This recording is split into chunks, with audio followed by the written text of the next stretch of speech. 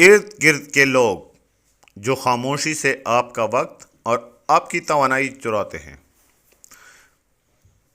5 بندر ایک پنجرے میں رہتے، پنجرے کے اوپر کیلے لٹکے تھے اور ایک سیڑھی تھی ان تک پہنچنے کا راستہ تھی۔ جیسے ہی کوئی بندر سیڑھی چڑھاتا، پورے پنجرے پر ٹھنڈے پانی برسا دیا جاتا۔ کچھ دیر بعد ہر بندر نے سیکھ لیا سیڑھی مت چڑھو۔ پھر ایک پرانے بندر کو نکال کر ایک نیا بندر ڈالا گیا۔